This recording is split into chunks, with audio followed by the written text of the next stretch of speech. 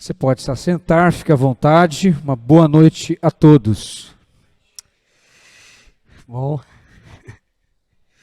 que a graça e a paz de Jesus sejam com todos os nossos amigos, irmãos, visitantes. É muito bom ter cada um de vocês aqui com a gente mais uma vez. Muito bom.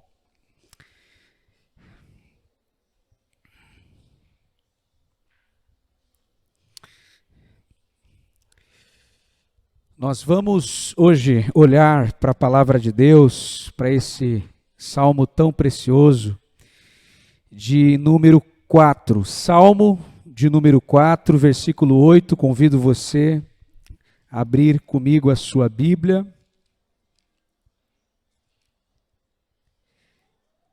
No livro de Salmos, no capítulo 4.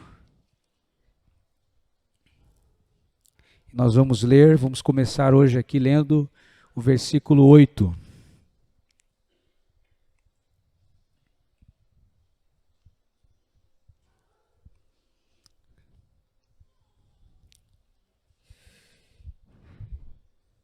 Em paz me deito e logo adormeço, pois só tu, Senhor, me fazes viver em segurança.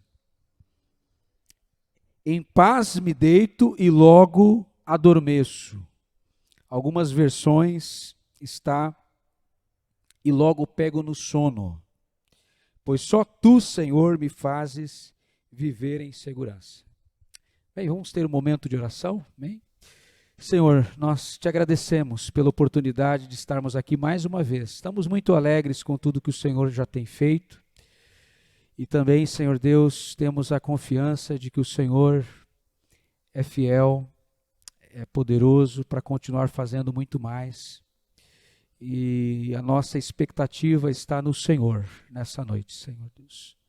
Não naquilo que pode vir do homem, mas aquilo que vem do Senhor, porque aquilo que vem do Senhor é de fato bênção para as nossas vidas. Fala conosco através da tua palavra, que ela, de fato, Deus, exerça sobre nós impacto nessa noite, que ela nos transforme, que ela nos ajude a crescermos cada dia mais no conhecimento do Senhor e da tua vontade para nós. É o que pedimos, colocando esse tempo aqui agora de reflexão na tua presença, Senhor. Em nome de Jesus. Amém. Diante desse salmo que a gente acabou de ler aqui agora, o Salmo 4, 8, eu gostaria de começar fazendo uma pergunta para você hoje. Como que você tem dormido ultimamente? Como têm sido as suas noites de sono? Eu já ouvi aqui alguns dizendo, tenho dormido mal, né? Não tenho dormido muito bem. Você tem se batido muito à noite? Você tem se revirado muito na sua cama? Será que você tem experimentado isso que o salmista acaba de dizer aqui? Nós acabamos de ler aqui o salmista dizendo: eu deito e logo pego no sono, eu logo adormeço. Será que você tem experimentado isso que o salmista experimentou e registrou aqui no Salmo 4? Será que você tem experimentado isso, meu irmão? Como tem sido as suas últimas noites de sono? Você tem dormido bem ultimamente? Sabe que o nosso sono diz muito sobre a nossa vida. O nosso sono, a qualidade do nosso sono, diz muito a respeito de nós, de quem nós somos, os valores que nós carregamos no nosso coração, sobre o nosso ritmo de vida. E hoje eu gostaria de falar sobre isso, sobre o que é aprender a viver no ritmo de Deus. Qual é o ritmo de Deus para a nossa vida? Você já encontrou esse ritmo? Porque cada um tem um ritmo, não é? A sua vida tem um ritmo. E o mundo hoje também tem um ritmo. O mundo que nós vivemos hoje, ele tem o seu próprio ritmo, ele tem a sua própria dinâmica, ele tem a sua própria lógica. O mundo que nós vivemos hoje, ele também tem um ritmo. Mas qual é o ritmo de Deus para nós? Você já encontrou o ritmo certo? O ritmo de Deus? Nós precisamos aprender a viver o ritmo de Deus. A gente precisa buscar isso. Aprender com Deus acerca do seu ritmo. Qual é o ritmo de Deus para a nossa vida? Por isso que eu comecei fazendo essa pergunta, se você tem dormido bem ultimamente. Porque um dos grandes problemas hoje que nós percebemos do nosso tempo hoje é a questão da insônia. Problema da insônia. E quantas pessoas que eu tenho conversado, que eu tenho tido a oportunidade de conversar, e me encontrar com essas pessoas, quantas pessoas eu vejo que estão sofrendo deste problema hoje, o problema da insônia. Não conseguem ter uma boa noite de sono. Eu gostaria de trazer alguns dados muito interessantes hoje para nós aqui, gostaria de compartilhar esses dados com vocês. Olha só que coisa interessante. Uma reportagem que saiu da Gazeta. Para quem dorme menos de 6 horas por noite. Olha só. Quem dorme menos de 6 horas por noite tem risco aumentado de desenvolver hipertensão, diabetes tipo 2, ataque cardíaco, depressão, ansiedade e até também aumenta o risco de morte. Para aquelas pessoas que hoje dormem menos de 6 horas por noite. Uma matéria que saiu na Gazeta.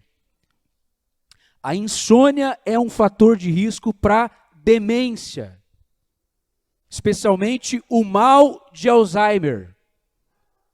Pessoas que não dormem bem, pessoas que não têm uma boa noite de sono, elas têm um risco maior de desenvolverem o mal de Alzheimer. O mal de Alzheimer, já foram feitas muitas pesquisas sobre isso, muitas vezes está relacionado com a questão do sono, ou da falta do sono. E meus irmãos, outros dados importantes também, o Instituto Brasileiro do Sono constatou que de 30% a 50% dos brasileiros hoje sofrem de insônia. De 30% a 50% dos brasileiros sofrem com o problema da insônia. Que coisa, hein, meus irmãos? Você está nesse grupo aí? Você faz parte também desse grupo? Uma grande parte da nossa população hoje sofre desse mal, desse problema. A insônia pode ser causada pelo estresse, que é provocado pelo desgaste cotidiano, por situações limite, por coisas que fogem do nosso controle e que geram ansiedade. Tudo isso gera insônia, situações que nós vivemos muitas vezes e que fogem do nosso controle. E nós acabamos ficando ansiosos, tomados pela ansiedade. Situações que geram insônia, por exemplo, utilização de substâncias químicas, ambientes desorganizados, pessoas que vivem em ambientes desorganizados, a vida é um caos, né? Isso gera também insônia, provoca insônia. Mudança nas rotinas cotidianas, desgastes nos relacionamentos, situações financeiras. Tem uma ansiedade hoje que está atrelada ao fator financeiro, uma ansiedade financeira. Por causa de problemas na área financeira, muitas pessoas, uma grande parte das pessoas hoje, não conseguem ter uma boa noite de sono, não conseguem dormir uma noite toda. Acordam de madrugada, viram para um lado, viram para o outro, por causa de problemas na área financeira. Isso também gera o problema de insônia também. Porque gera ansiedade no coração, as pessoas querem resolver as coisas, querem resolver a sua vida financeira, problemas de saúde também, preocupações com o futuro. E o fio condutor que une todas essas coisas, O fio condutor que junta tudo isso e une tudo isso. Sabe qual é o nome desse fio condutor? Inquietação. Inquietação, ansiedade, um coração, uma alma que não aprendeu a descansar em Deus e a viver no ritmo de Deus. No ritmo de Deus. Eu vou dar alguns exemplos para vocês aqui também, para a gente introduzir.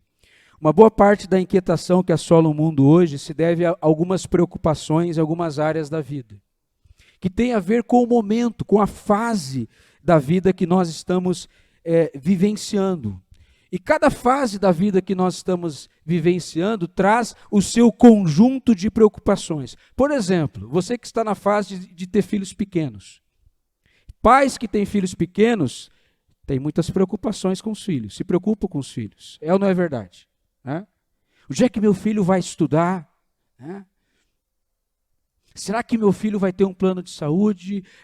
Qual escola que meu filho vai estudar? E muitas preocupações em relação aos filhos. Os pais se preocupam com os filhos. Aí você está vivendo outro momento da vida agora, onde os seus filhos cresceram. Acabou a preocupação? Né? Os filhos crescem, acaba a preocupação? Eu pergunto para os pais aqui que têm filhos crescidos, aqui já aí na adolescência, acabou a preocupação com os filhos? Não, aumentou, né? Os filhos crescem, a gente acha que vai acabar a preocupação, aí aumenta a preocupação, você começa a ficar mais preocupado ainda com os filhos depois que eles crescem. Você continua preocupado. Sem filho, preocupado. Será que a gente vai ter filho? Né? Como é que vai ser? Com o filho pequeno, se preocupa. O filho cresce, continua preocupado. Você percebe que essa preocupação, ela vai nos acompanhando ao longo da vida. Né? E nós, por exemplo, em relação à questão, a uma outra área também, que é o emprego. Pessoas desempregadas se preocupam, porque estão desempregadas. Quanto tempo eu vou ficar desempregado? Será que alguma empresa vai me chamar? Será que eu vou ser chamado naquela empresa onde eu deixei um currículo? Né? Então, toda pessoa que está desempregada também, ela fica ansiosa, ela fica inquieta, ela se preocupa. Porque ela está desempregada, ela tem contas para pagar. Ela precisa honrar os seus compromissos, mas ela se pergunta, e agora? E a pessoa que está empregada também fica preocupada. Será que eu vou me manter nesse emprego? Aí começa a olhar para o lado, um saiu, olha para o outro lado, aquele lá foi demitido também. Daqui a pouco sou eu. Você percebe? Se estamos empregados, estamos inquietos. Quando somos demitidos do emprego, também continuamos preocupados. O excesso de trabalho. Meus irmãos, a inquietação é um problema que acompanha o homem desde sempre. É um dilema da humanidade. É um dilema que nós, como seres humanos, lidamos com esse dilema, com esse problema, já há muito tempo. Há muito tempo. E muitos temores que afligem o nosso coração, né? É uma luta constante o tempo todo que nós temos contra esses temores que o tempo todo nos afligem. E falando de temores hoje aqui, uma coisa importante para a gente observar também é que em relação ao temor, ao medo, que gera ansiedade e preocupação, nós vivemos hoje numa cultura do medo. Você sabia disso? Nós vivemos hoje numa cultura do medo. O medo tem se tornado algo cultural no nosso mundo hoje. Cultural.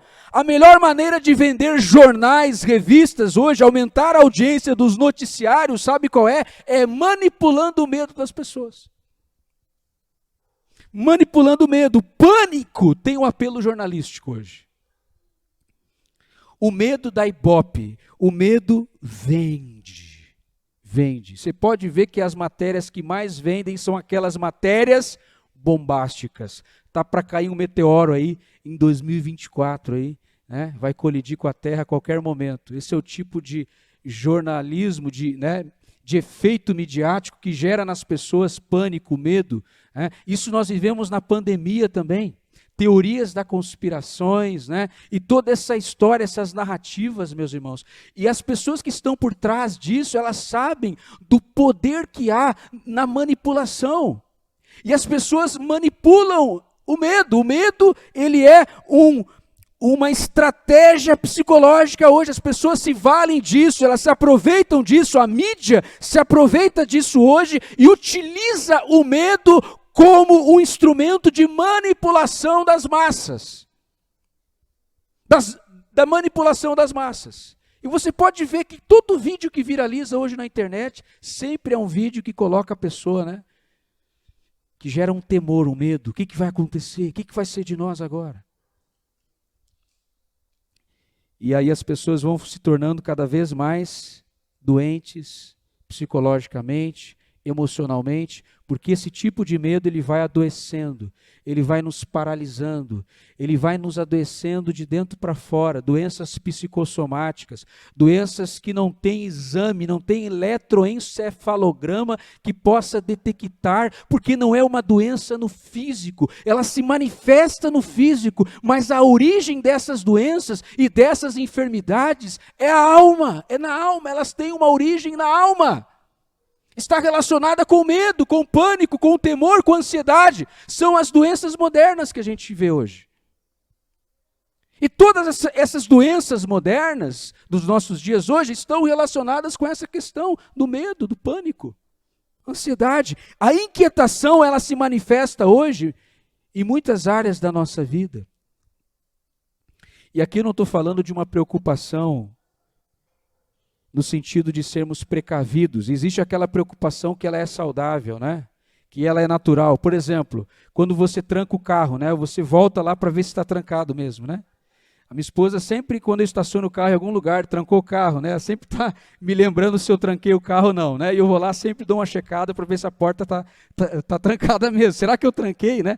Tem essas preocupações, né? Elas são preocupações naturais, normais, saudáveis, né? E isso tem a ver não com um coração ansioso. Isso tem a ver com sermos precavidos, né? Com cautela. Nós costumamos, às vezes, nos preocupar com esse tipo de coisa. Por exemplo, administrar as nossas finanças. Essa é uma preocupação saudável. Por quê? Porque você quer estar com a sua vida financeira em dia. Né? Ou seu filho e sua filha também, se eles chegam no horário ou não, você fica preocupado, pai, meu filho não chegou ainda, ele saiu e ainda não chegou em casa, o que está acontecendo com ele? Esse tipo de preocupação é uma preocupação muito natural, mas tem um tipo de preocupação e inquietação, meus irmãos, que a Bíblia vai colocar como sendo algo que nos prejudica, algo que nos faz mal, algo que não é saudável para a nossa vida. E esse tipo de inquietação se manifesta muitas vezes numa dose desproporcional, tendo como base o medo e o temor daquilo que nós não podemos controlar, porque foge do nosso controle, não está sob o nosso controle. Tem muitas coisas que você e eu não vamos ter domínio e não vamos controlar essas realidades, essas circunstâncias. Nós não temos poder sobre elas. Mas elas nos causam muitas vezes temor, medo, e faz com que nós venhamos viver ansiosos, inquietos. E essa inquietação, meus irmãos, há uma saída, há uma solução. A Bíblia sempre nos apresenta uma resposta para os nossos dilemas. A Bíblia sempre vai nos oferecer uma saída, sempre vai nos oferecer uma alternativa. A Bíblia sempre vai nos apresentar uma solução para os nossos problemas e dilemas humanos. E esse é um dilema que a Bíblia vai nos apresentar uma saída para esse dilema. Para que você e eu possamos experimentar aquilo que o salmista, no Salmo 4, versículo 8, disse: em paz eu deito e logo adormeço, porque o Senhor me faz repousar em segurança. Amém? Você quer isso para a sua vida? Você quer experimentar isso? Uma boa noite de sono. Olha, existe uma narrativa falsa hoje de que a ansiedade, a inquietação nos protege de sofrer. Então, se eu vivo ansioso, eu tenho de certa forma um controle e eu estou me protegendo do que pode me acontecer lá na frente.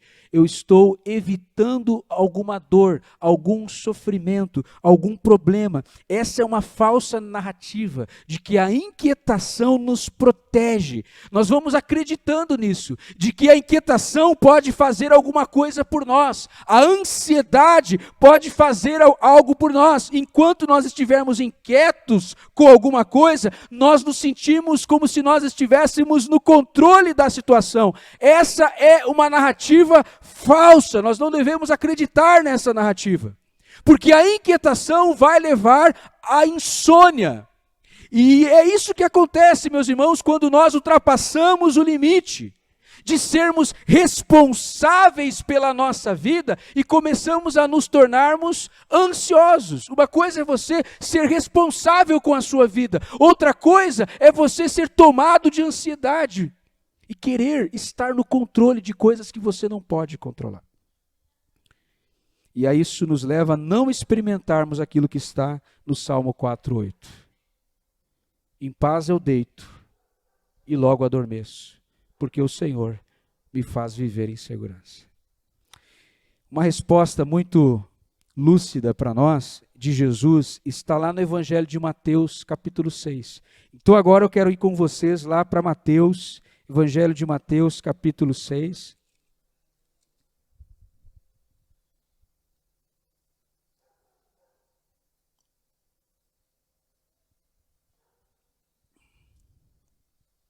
Mateus capítulo 6, versículo 25, a partir do versículo 25.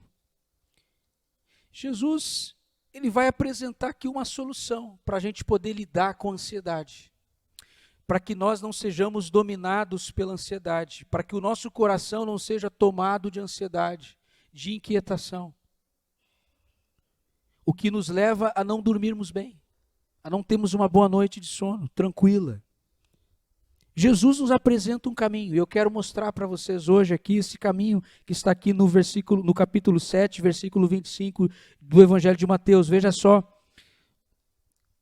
o que Jesus diz aqui, palavras de Jesus, capítulo 6, versículo 25. Portanto, eu lhes digo, não se preocupem com a sua própria vida. Algumas Bíblias, não fiquem ansiosos. Não se preocupem. Olha como Jesus começa aqui. Não se preocupem, e essa frase de Jesus vai se repetir aqui também, no capítulo 6, aqui nesse texto. Ele começa, portanto eu lhes digo, não se preocupem com sua própria vida, quanto ao que comer, beber, nem com o seu próprio corpo, quanto ao que vestir. Não é a vida mais importante que a comida? O corpo mais importante que a roupa? Observe as aves do céu, elas não semeiam, nem colhem, nem armazenam em celeiros, contudo o Pai Celestial as alimenta. Não tem vocês muito mais valor do que elas? Quem de vocês, por mais que se preocupe, pode acrescentar uma hora que seja a sua vida? Por que vocês se preocupam com roupas? Vejam como crescem os lírios do campo, eles não trabalham nem tecem. Contudo eu lhes digo que nem Salomão, em todo o seu esplendor, vestiu-se como um deles. Se Deus veste assim a erva do campo, que hoje existe e amanhã é lançada ao fogo, não vestirá muito mais a vocês, homens de pequena fé? Portanto, não se preocupem, mais uma vez a frase de Jesus, não se preocupem, não se preocupem, essa frase vai se repetindo, não se preocupem dizendo o que vamos comer, o que vamos beber, o que vamos vestir, pois os pagãos é que correm atrás dessas coisas, mas o Pai Celestial sabe que vocês precisam delas. Busquem, pois, em primeiro lugar o reino de Deus e a sua justiça, e todas estas coisas, que essas coisas são essas, a roupa que nós vestimos, a comida que nós comemos, o pão de cada dia, as coisas que são básicas para a nossa existência, Jesus está tratando dessas coisas. As demais coisas, essas coisas, meus irmãos, que são básicas para a nossa existência, vão ser providas por Ele. Ele vai prover, nós não precisamos nos preocupar, porque o nosso Pai do céu, o nosso Pai Celestial, Ele sabe do que nós precisamos.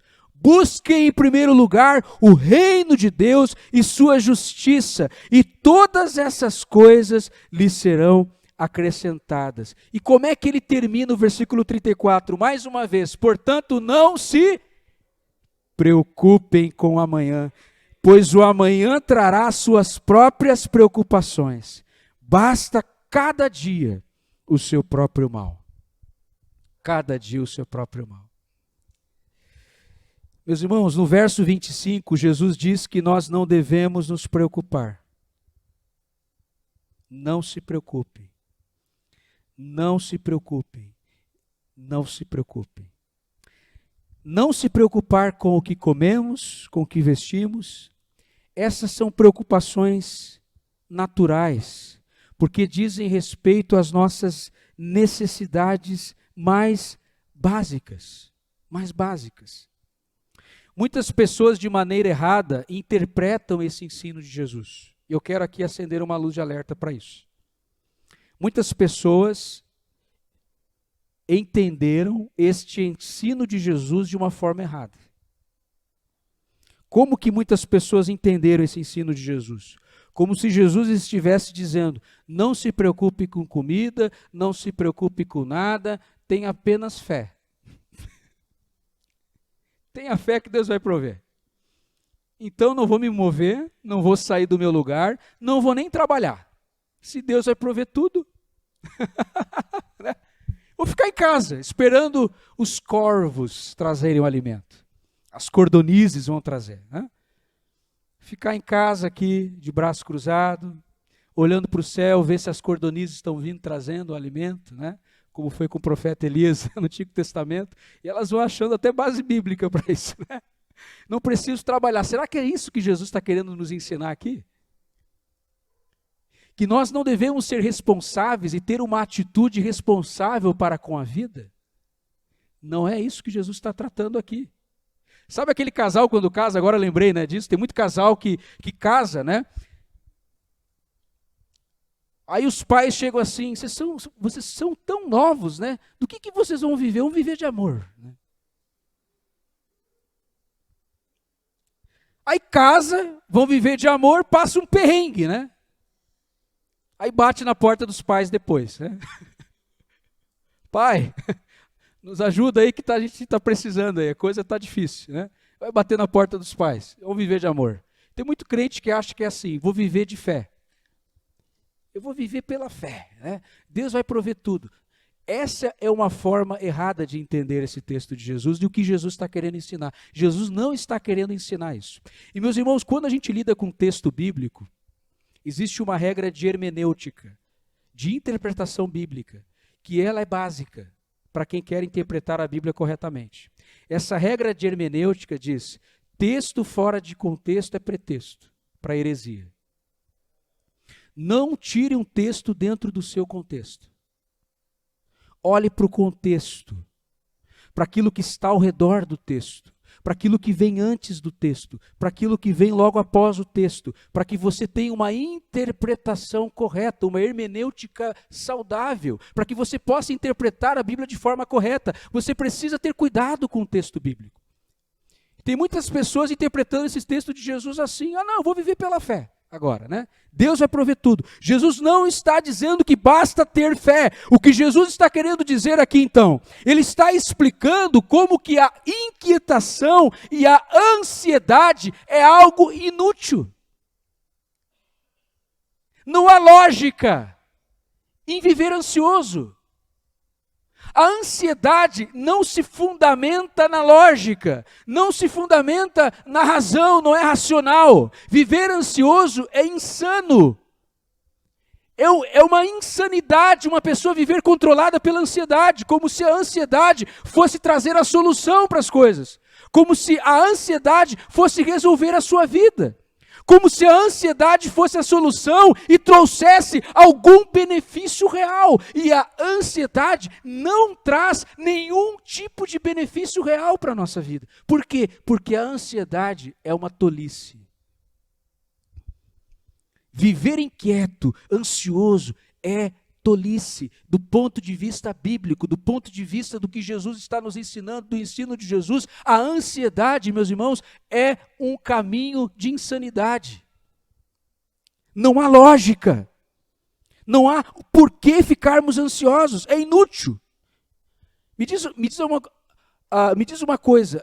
A ansiedade já ajudou você a resolver algum tipo de problema? Mudou a sua realidade em algum momento? Já viu aquela história, né? Se arrancar os cabelos da cabeça fosse a solução, já estava careca. Se fosse a saída, né? Os cabelos, já tinha perdido todos. Não resolve. Jesus está nos ensinando a lidar com esse problema, meus irmãos, e a encarar isso de frente, porque hoje é um problema que tem afetado muitas pessoas, cristãs ou não cristãs, crentes ou não crentes. As pessoas, a nossa sociedade hoje é uma sociedade que vive um estilo de vida ansioso. A ansiedade faz parte do estilo de vida das pessoas, é um problema crônico da nossa sociedade hoje, a ansiedade. E meus irmãos, o que Jesus está querendo ensinar aqui é que nós não precisamos nos preocupar. O ponto principal aqui, a tese da mensagem de Jesus aqui nesse texto é: não se preocupem, porque Deus, o mesmo Deus que alimenta as aves do céu e cuida com tanto zelo de um pequeno animal, pássaro, uma pequena ave que para nós é muito insignificante, mas Deus cuida e alimenta essas aves e também veste o lírio dos campos, o lírio que é uma flor frágil, delicada, que tem um pouco espaço de tempo, né? Porque ela brota, ela germina, o lírio, a flor, ela cresce e depois ela murcha, mas até um lírio Deus tem o cuidado de vestir os lírios também, quanto mais Ele vai cuidar de pessoas que foram criadas à sua imagem e semelhança. A sua imagem e semelhança. Deus tem um compromisso com a sua criação. Deus criou o mundo, Ele criou o universo e Ele mantém esse universo. Ele é o criador e Ele é o sustentador de todas as coisas, o mantenedor de todas as coisas. Ele criou o mundo e Ele mantém o mundo. Ele fez todas as coisas e Ele também mantém todas as coisas existindo. Ele sustenta todas as coisas. Mas nós fazemos parte da criação de Deus, mas não só isso. Nós somos a coroa da criação de Deus. A coisa mais preciosa que existe na criação de Deus sou eu e sou você. Somos nós. Você sabia disso? O que há de mais precioso, mais belo na criação, sou eu e você. Somos nós. A coisa mais importante que Deus fez na sua criação foi o ser humano. A sua imagem e semelhança. Nada na criação foi feito à imagem e semelhança de Deus. Essa expressão imagem e semelhança de Deus é apenas utilizada na Bíblia para o homem e a mulher. Lá em Gênesis diz que quando Deus criou o homem e a mulher, Deus os fez à sua imagem e semelhança. E aqui está a dignidade, o valor do ser humano, no fato de que ele foi criado à imagem e semelhança de Deus. Nós somos portadores da imago Dei, da imagem de Deus, nós portamos a imagem de Deus. E não há na criação outro ser que carregue a imagem de Deus como nós. Por isso que nós somos a coroa da criação de Deus. Por isso que nós não devemos nos preocupar, isso é tolice. Meus irmãos, uma coisa que eu gostaria de destacar aqui, nesse texto. Jesus está dizendo aqui sobre as aves do céu. Porque vocês observem as aves, versículo 26. Observem as aves do céu. Há diferença entre ver e observar. Ver e observar. Uma coisa é você ver, outra coisa é você observar. Jesus está dizendo, prestem atenção. Olhem com atenção, observem as aves do céu. É diferente de ver. Jesus era um excelente observador. A gente pode aprender isso com Jesus aqui. Jesus era um excelente observador da natureza. Um admirador da natureza, da criação de Deus. E Ele está nos ensinando também a sermos observadores da natureza, da criação, dos pássaros. Essa região que Jesus estava pregando o seu Sermão do Monte, porque esse trecho que nós lemos aqui de Mateus 6, aqui, versículo 25 em diante, está situado dentro da mensagem do Sermão do Monte pregada por Jesus. E esse lugar que Jesus estava era um lugar que tinha muitos pássaros, em abundância. Se você ir até hoje nesse lugar, lá em Israel, o monte, né, de onde Jesus pregou o seu famoso Sermão do Monte, lá nesse lugar você vai ver que existe abundância de vida, de vegetação, é um lugar lindo, maravilhoso, tem muitos pássaros ali. Pássaros em abundância, flor em abundância. Tem muita árvore ali. É um lugar lindo, esse lugar de onde Jesus está proferindo essas palavras aqui. É um lugar lindo, extraordinário. E muitos que vão visitar Israel, né, um ponto onde as pessoas param é esse lugar aqui onde Jesus pregou o seu famoso Sermão do Monte. Então, eu imagino Jesus dizendo, olhem, observem as aves. E eu imagino os discípulos de Jesus olhando assim para os passarinhos. Enquanto Jesus está ensinando, Jesus era um excelente, né, professor, né? A sua pedagogia é imbatível, não há pedagogia como a de Jesus. Ele é o mestre dos mestres. Ele é o mestre dos mestres. Observe, eu imagino eles olhando para o céu, nesse momento que Jesus fala, observem as aves do céu, eles olhando para o céu e observando. Elas não armazenam, elas não têm celeiros, elas não guardam e não estocam alimento, mas não lhes falta nada. Como a gente tem que aprender com as aves, viu, meus irmãos? As aves nos ensinam. Nos ensinam. O cristão precisa ser observador, a gente tem que observar mais as coisas. Observe, Jesus está nos ensinando, observe. Para o que você está fazendo, observa. Por que a gente não para observar esses detalhes da vida? Porque a nossa vida hoje é tão agitada, nós estamos num ritmo tão adoecedor, tão frenético, que a gente não tem tempo para observar nada. A gente não para olhar os detalhes da vida. E meus irmãos, Deus se revela nos detalhes, nas coisas pequenas, nos pequenos detalhes, Deus se revela, Deus se manifesta, a mão de Deus está lá, nos pequenos detalhes da nossa vida, embora você não veja, você não perceba, porque a sua vida, você está tanto no automático, a sua vida está tão no automático, que você não observa, você não nota os detalhes, mas Deus sim, porque Ele se importa com os detalhes. Deus é um Deus de detalhes. Ele está falando de uma ave, Ele está falando de uma flor pequena, delicada, de um lírio. Deus é um Deus que se importa com cada detalhe. Cada detalhe da nossa vida, cada detalhe da nossa existência. Deus se importa, Deus se importa. Tem detalhes da sua vida que você olha assim, isso aqui é só um detalhe, né? Você despreza. Isso é só um detalhe. Deus não. Deus não. Para Deus não é só um detalhe. Porque Deus se importa com os detalhes. Deus é um Deus detalhista. Só olhar para a criação dele, você vai ver quantos detalhes na criação de Deus. Né? Deus se importa com os pormenores da nossa vida. Deus se importa com os detalhes mais pequenos da nossa vida. Deus se importa com você. Ele se importa comigo. Deus se importa. É só um detalhe. Deus se importa. Deus é um Deus de detalhes. Aí tem muitas pessoas que querem ver, né, Deus fazendo grandes coisas, pessoas que só buscam grandes milagres, né, algo sobrenatural. Meus irmãos, nós podemos e devemos crer que Deus é sim poderoso para fazer coisas grandiosas, sobrenaturais. Deus é um Deus que faz milagres, sim, mas eu quero lembrar você de uma coisa: Deus não é só um Deus de milagres, Deus é um Deus de detalhes. Ele é um Deus de milagres, sim, mas Ele é um Deus de detalhes. E Ele manifesta, Ele se revela, Ele mostra também o seu poder nos detalhes da nossa vida. Nas coisas comuns, nas coisas ordinárias, nas coisas mais simples da nossa vida, Deus se revela, Deus fala conosco, Ele se mostra. A gente que não percebe, a gente que não vê. Eu quero incentivar você a fazer isso. O ano está terminando. Olhe para o seu ano, nós já estamos em novembro. Daqui a pouco estamos em dezembro, né? Acabou o ano. Olha para o ano que passou. Você consegue ver alguns detalhes desse ano da sua vida, em que você percebeu ali claramente a mão de Deus, o agir de Deus naquele detalhe?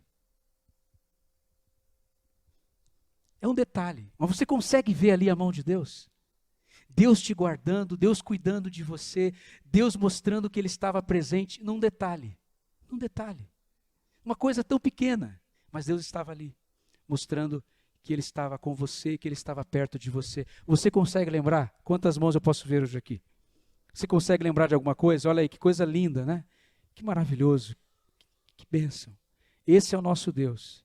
É um Deus de detalhes, é um Deus do extraordinário, mas é um Deus do ordinário. É um Deus que se manifesta nas coisas comuns, cotidianas. No nosso dia a dia, Ele está presente. A gente não vê, a gente não percebe. A semana é tão corrida, a gente está num ritmo tão frenético, num ritmo, meus irmãos, tão automático, que a gente não consegue muitas vezes enxergar que Deus está ali, se manifestando num pequeno detalhe da nossa vida. Deus se importa com os detalhes. Lembre-se disso. Deus se importa com cada detalhe da nossa vida. Que maravilhoso a gente ter um Deus assim, né? Para pensar.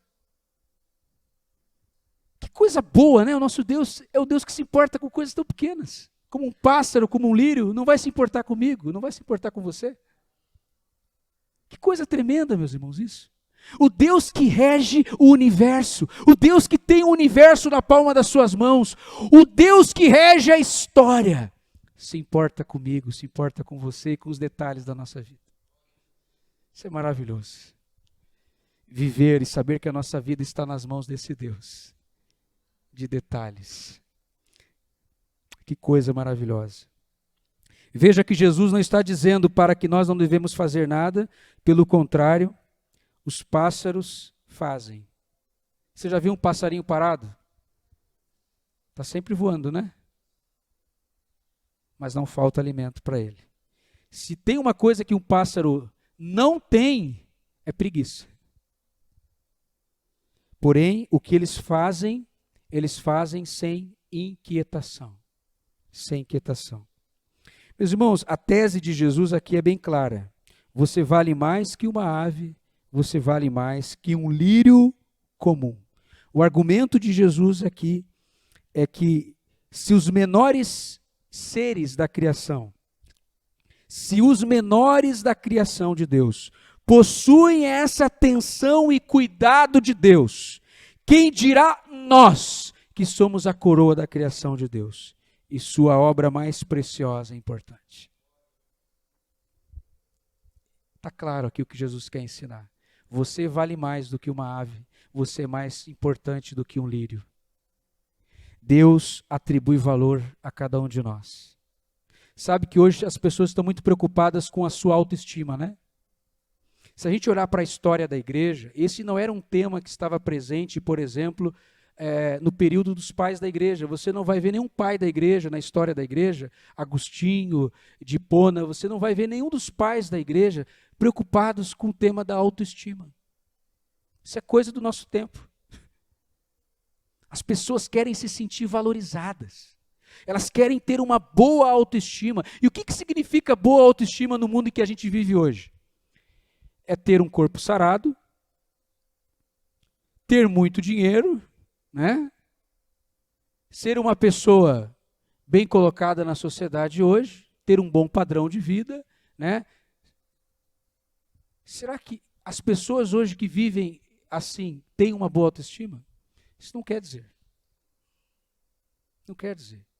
Então, hoje parece que eu vejo que as pessoas têm uma preocupação com a sua autoestima e receber valor das pessoas. E de repente você está aqui, você tem uma autoestima, né? uma estima própria, pessoal, de repente, a forma como você se vê, como você se enxerga, é sempre como uma pessoa que sempre está precisando de uma afirmação, de um elogio, de alguém, porque você vive em função sempre de ter uma boa autoestima, porque a sociedade prega isso, que a gente tem que ter uma boa autoestima, mas o que a Bíblia nos ensina é termos uma estima do alto, ao invés de uma autoestima. Autoestima é uma coisa, estima do alto é outra. O que é a estima do alto? É quando você sabe como Deus te vê e te enxerga, e isso te basta. Você, de repente, você que é dona de casa, né? Muitas aqui trabalham em casa, e às vezes tem muita essa coisa, acontece, né? Ninguém valoriza. Eu faço, eu trabalho, ninguém me vê, ninguém parece que tudo aquilo que eu estou fazendo, ninguém está notando. Você, talvez homem também, se esforce pela sua família, batalhe pela sua família, e de repente você lá no fundo sente, ninguém está valorizando aquilo que eu faço. Lá na sua empresa, você se sente desvalorizado muitas vezes, porque o seu chefe não lhe dá um aumento, porque você não recebeu aquela promoção que você queria, você criou uma expectativa e você diz, eu não me sinto valorizado aonde eu estou trabalhando hoje, não me valorizam. Isso pode acontecer até dentro da igreja.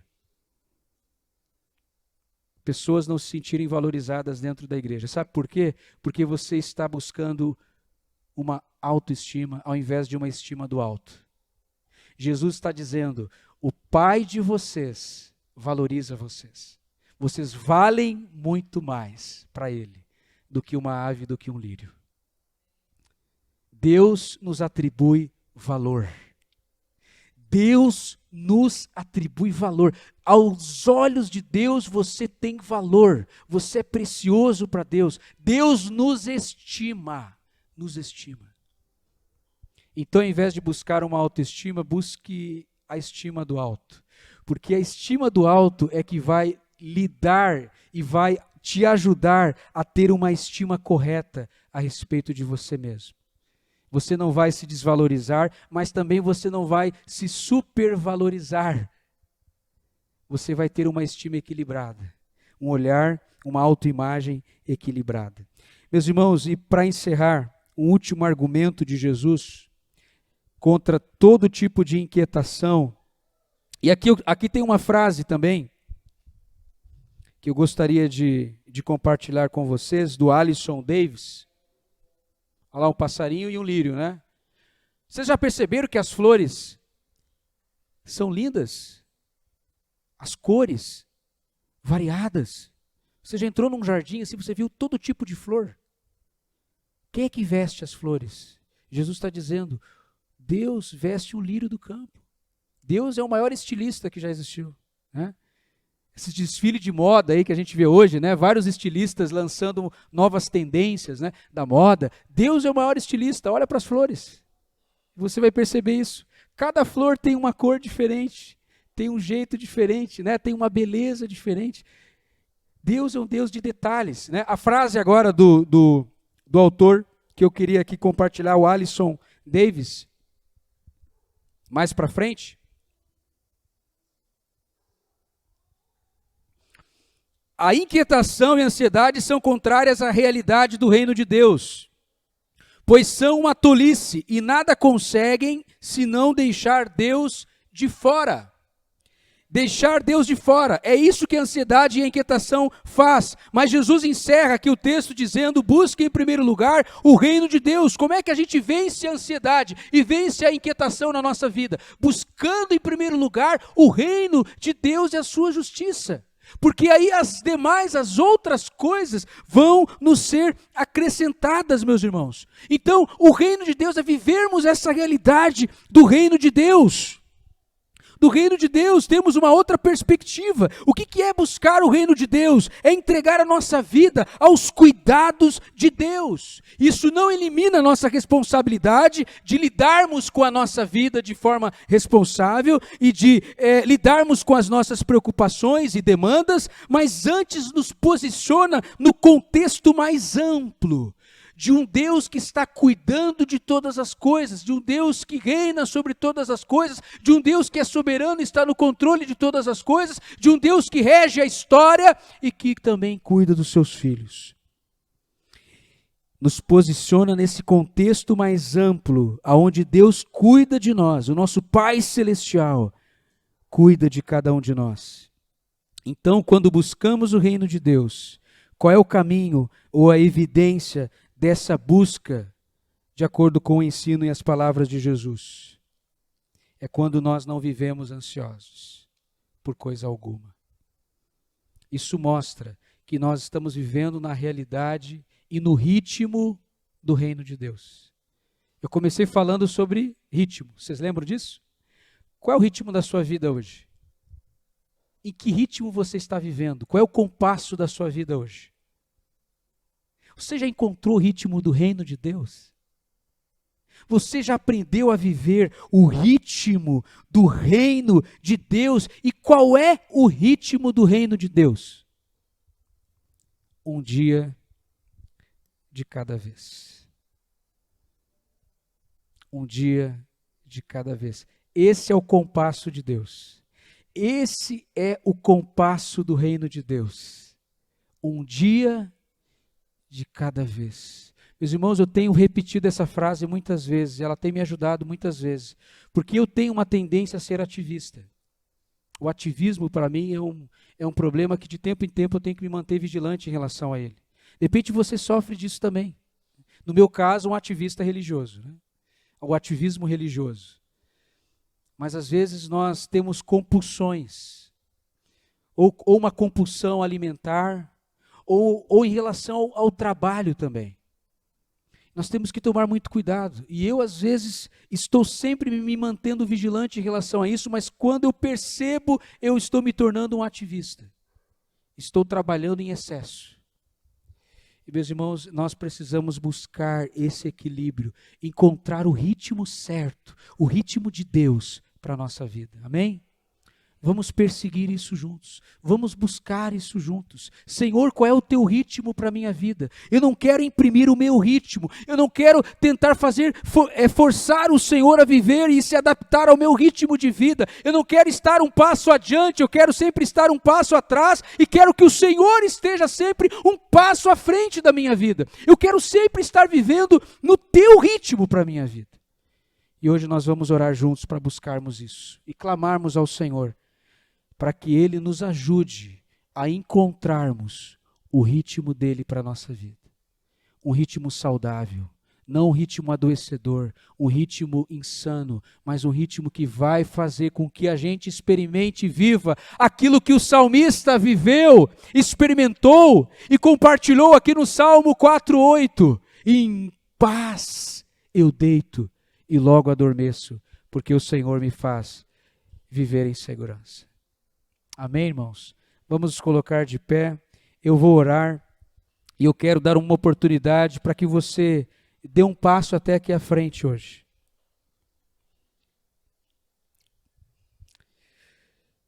Eu quero orar com você, quero orar por você, juntos, buscarmos hoje aqui nessa noite um caminho que seja melhor, porque Deus sempre tem um caminho melhor para nós. Senhor, nós vivemos num mundo frenético, num mundo agitado, Senhor Deus. Nós vivemos num mundo hoje, Senhor, adoecedor, onde as pessoas vivem um ritmo de vida, Senhor, muitas vezes adoecedor. Deus quer tratar com vocês, Deus quer tratar comigo, com cada um de nós nessa noite. De repente você tem vivido em função de conquistar coisas, a sua vida inteira, por anos você tem batalhado, você tem lutado, você tem vivido em função de coisas que nós não vamos levar conosco deste mundo, coisas que não vão nos acompanhar para a eternidade, coisas que vão ficar aqui nesse mundo. Coisas que são efêmeras, passageiras.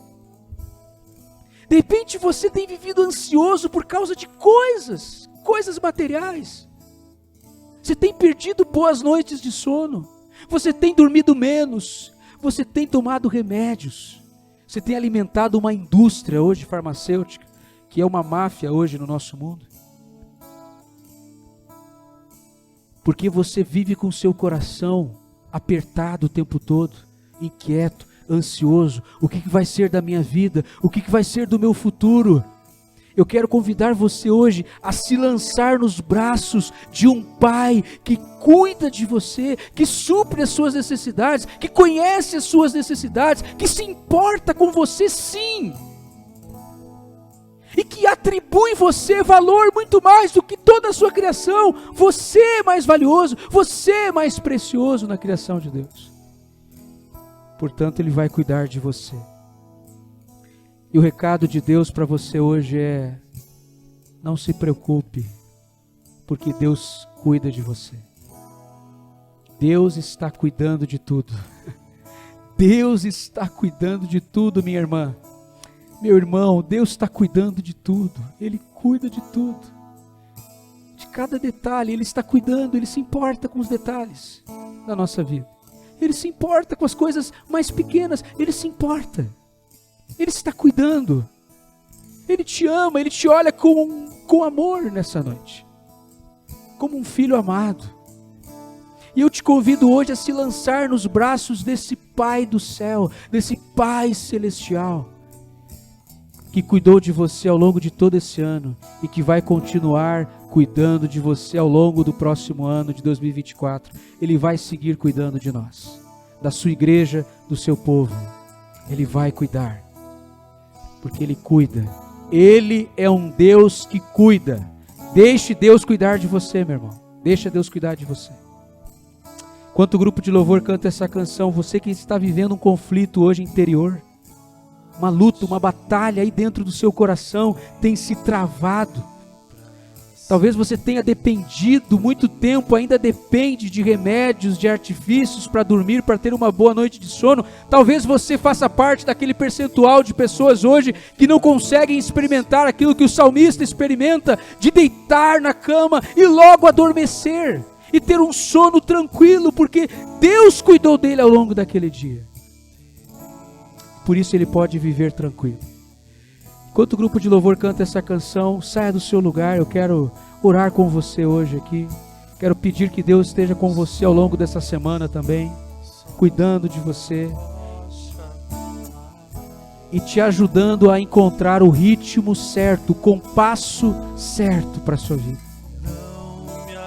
O ritmo de Deus, o ritmo de Deus, nós queremos o teu ritmo, Senhor, para nós. Tu és meu Deus, protetor, meu refúgio, libertador, meu abrigo, torre forte, todo tempo meu socorro vem de ti. Cante com sinceridade, cante com fé ao Senhor, que Ele é o seu refúgio, Ele é a sua proteção, Ele é o nosso socorro. Não há outro além de ti, Senhor Deus. Nós só temos somente ao Senhor, o Senhor. A nossa vida está nas tuas mãos. Tu és tudo aquilo que nós mais precisamos e ansiamos, Senhor. É do Senhor. É do Senhor. Eu me alegro em ti. E do Senhor direi. E do Senhor Tu és. direi. Tu és meu Deus,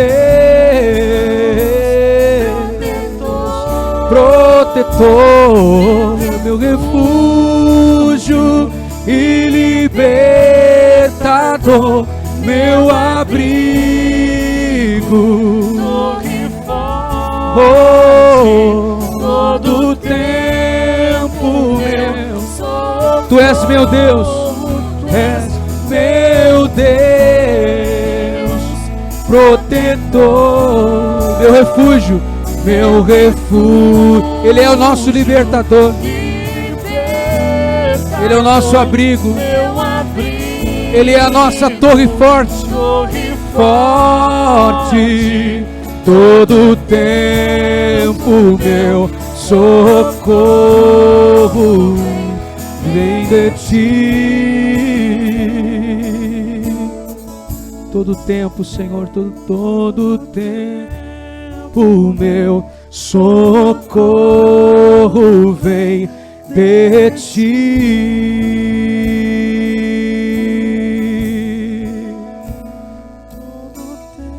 Todo tempo, Senhor, socorro vem de ti. Senhor, eu quero colocar cada uma dessas pessoas que vieram aqui à frente hoje, Senhor Deus. O Senhor sabe, Senhor Deus, da luta, da dificuldade, Senhor Deus, das noites em claro, Senhor Deus. os problemas e situações que têm gerado ansiedade, inquietação nesse coração, Senhor, nessa alma que se encontra agitada, Senhor, inquieta. Eu quero pedir, Senhor, nessa noite, por cada uma dessas pessoas que vieram à frente, se tem alguma que não venham, Senhor, mas que Tu sabes, conhece o coração e sabe também que tem enfrentado, Senhor Deus, uma grande batalha também e conflito interior, Senhor Deus, que tem tentado lidar com a ansiedade, mas tem sido vencida, Senhor, pela ansiedade. Eu quero colocar essa pessoa também aqui agora diante do Senhor, na Tua presença. Quero pedir, Senhor, que o Senhor esteja acalmando esse coração agora, Senhor. Traz paz a esse coração, Senhor, em conflito. Traz paz a essa alma que está em conflito. Traz paz, Senhor Deus. Traz, Senhor, e gera confiança, ao invés de ansiedade, que nós tenhamos uma postura de confiança, uma atitude de confiarmos no Senhor.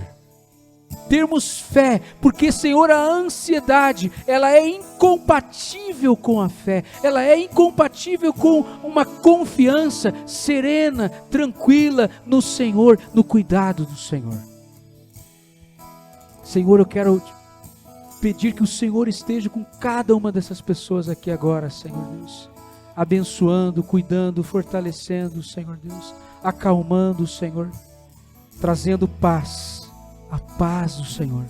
Que essa paz inunde cada um desses corações, a paz que vem do Senhor, e que a Tua palavra diz que guarda a nossa mente, guarda os nossos pensamentos contra pensamentos de ansiedade, que geram ansiedade, essa paz que excede o entendimento e que guarda a nossa mente, guarda o nosso coração, blinda o nosso coração, blinda a nossa mente contra tudo aquilo que nos gera aflição, angústia, ansiedade. Que essa paz do Senhor nos envolva nessa noite, que essa paz que excede o entendimento, essa paz que, ó Senhor, que ultrapassa ó Deus, a lógica, que essa paz, Senhor Deus, esteja presente em cada coração nessa noite, essa paz que vem do Senhor, essa paz real, essa paz verdadeira, para que nós possamos ter uma postura de serenidade, Senhor Deus, diante da vida. Serenidade, Senhor Deus, para que nós não sejamos controlados por sentimentos de ansiedade, Senhor Deus. Nós cantamos aqui, Senhor Deus, sobre libertação também, Senhor. Tu és o nosso libertador, e nós cremos nisso, Senhor. Eu quero pedir que o Senhor liberte, Senhor, aqui, Senhor, essas pessoas que estão sendo controladas pela ansiedade. Liberta essas pessoas hoje, Senhor Deus, deste mal, deste problema, Senhor, da insônia, Senhor, da inquietação, do medo, do pânico. Liberta, Senhor, liberta, em nome de Jesus, porque o Senhor é poderoso para isso, Senhor, para nos libertar daquilo que nos perturba, daquilo que nos oprime, Senhor Deus, que oprime a nossa alma. Nos liberta, Senhor Deus, nos liberta, em nome de Jesus, Senhor. Opera esta obra de libertação, Senhor Deus, opera nos nossos corações, Senhor Deus. A cada dia nós queremos experimentar o Teu cuidado e queremos confiar em um Deus que se preocupa conosco, que se importa com cada pequeno detalhe da nossa vida e da nossa existência, Senhor. Como é bom saber que a nossa vida está nas mãos de um Deus que cuida de nós e que se importa com cada detalhezinho da nossa vida, Senhor. Muito obrigado, Senhor. Nós Te louvamos e colocamos a nossa semana também diante do Senhor, que está começando, para que ao longo desta semana nós venhamos perseguir este alvo, este objetivo, de encontrar o ritmo certo, Senhor, de vivermos no Teu ritmo, Senhor Deus, no Teu ritmo. Nós queremos o Teu ritmo para nós, o ritmo do Teu reino, Senhor, para as nossas vidas. Em nome de Jesus. Amém. Amém. Você pode retornar para o seu lugar, que Deus continue te abençoando, que Deus esteja com você ao longo dessa semana. Amém.